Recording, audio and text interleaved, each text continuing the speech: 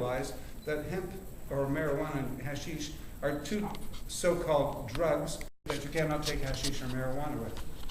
To be able to boast that kind of an attribute for that plant, or us to be able to boast it, just like it's so ecologically respectful.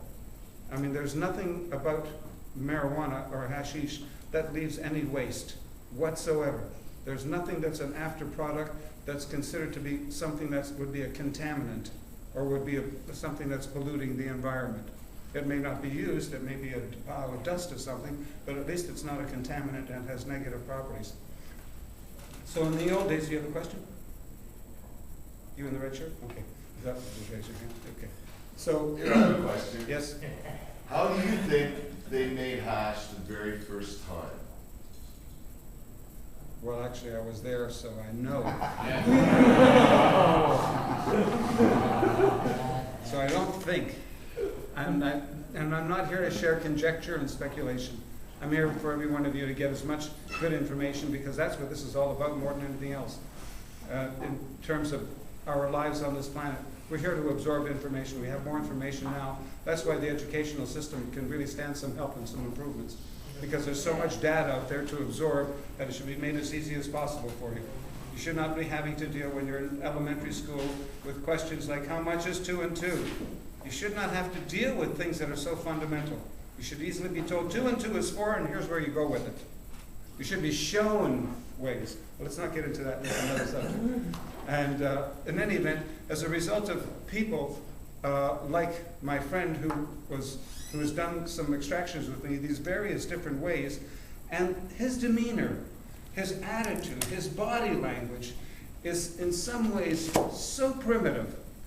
You can see he's in a learning process. It's like when you have a little pet, and that little pet learns to do the things that you would like it to do. Everybody's had a dog who, I imagine everybody's been around a dog when it's a puppy, and a puppy jumps up on you, and almost everybody discourages. I encouraged the puppy to jump up on me.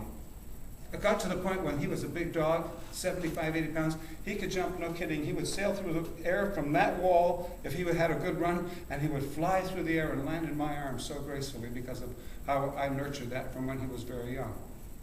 These are the kinds of things that we can do together anytime we like if we just pursue that kind of encouraging each other to let that energy flow. And that's what's happening with the information that we have now, with the remarkable achievements that we're achieving in terms of really moving into the universe, or to the multiverse, as William Shatner calls it.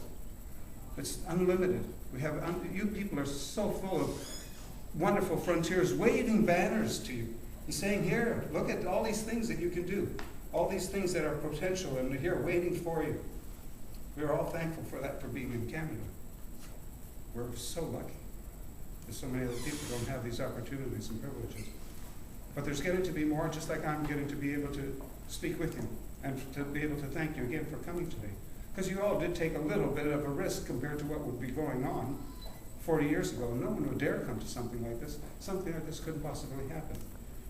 You've never even talked about these kinds of substances without people thinking. People told me I was going to totally fuck up my life when I started this first of these books. They warned me, and I lost a lot of friends. People who were, busy drinking and smoking cigarettes. That's what that whole world was. Back then, my world is, the world of the theater and as an actor. That's what their whole thing was. And in the event, as a result of my friend who is so simple in his ways, he's an intelligent person and has a lot of very spiritual things.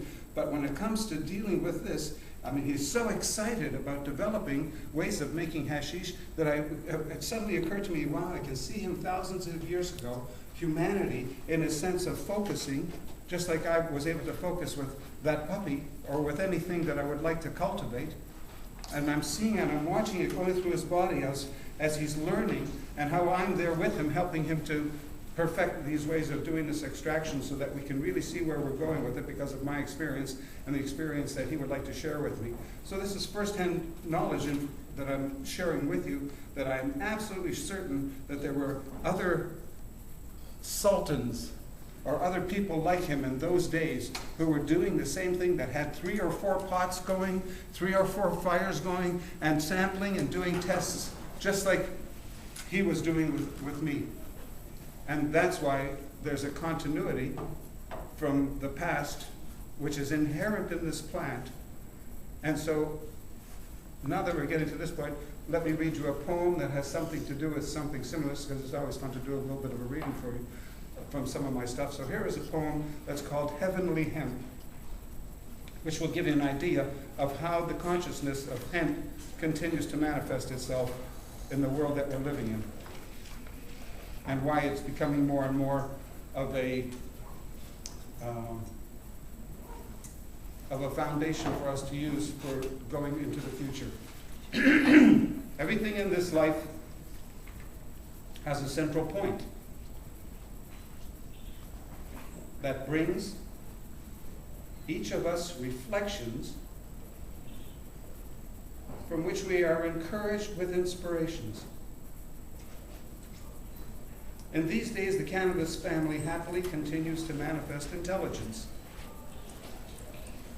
just as it lovingly has always done, to and for the benefits of humanity. Since many centuries ago to this modern day. This plant, cannabis, is the center of connectivity between and among so many things which are alike and or different. Things which are brought together in ways that no other plant like hemp can do. With the combining of its chemistry, hemp is to many of us a miracle. It sings through the pages of history, maturing into endless volumes for our future. Hemp is the roots right on, relative to each of us, which family shares its visions of beauty and grace by adorning our bodies, especially our lives, with clothing and jewelry that generously and tastefully charm all of us who embrace the feelings associated with knowing how to go with the flow of their own conscience. This is our invitation to you. It comes via an open heart which dances with love and lullabies of warmth. From the hemp blankets which at night we pull up over our children and ourselves when we to bed. Especially on a day when we have created something delightful in beautiful ways with the use of new and old products which stem from hemp. Come rejoice with us in this unlimited, endless revelry. Be at one with creation like you knew or now know you always could. For sure, as you have seen more ways to smile and enjoy, so will hemp show you the way of how to make life easier through the ever more useful properties which it inherited in its survival through time, just for you and me. Thank you.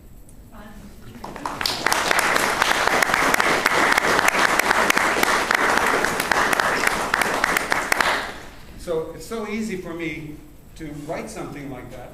And usually when you talk about your talents and you share them with people, and you know, it seems so many people have had an attitude, oh, well, I did this, do you like it? And there's some, you know, you should be proud of what you can do. There's a pitcher who played for the St. Louis Cardinals, and he was so good, and he would talk about himself. And people would talk to him about him talking about himself like that, and he'd say to them, hey, listen, it ain't bragging if you can back it up. So if you can do something, because you'll see anybody who has accomplished things, I mean, it's a wonderful thing to be able to share the intimate part of how you accomplished something and how you did something that made you feel good. And if that will help other people to feel encouraged, then that's what we should be doing all the time. It really, really, really works. And I'm really only sorry about one thing today, and is that we had tried to organize a couple of local musicians so that I could have started this with playing some music, some great rock and roll, boogie woogie, gospel, blues and jazz, right? To the point where after 4 or 5 minutes, there would be a feeling that we know that obviously I was playing with some people who I hardly ever knew, and that's just like anything about cannabis. People from all over the world can meet and in the shortest period of time be connected, play music, and enjoy life together. And when you can do that, there's no end to the future.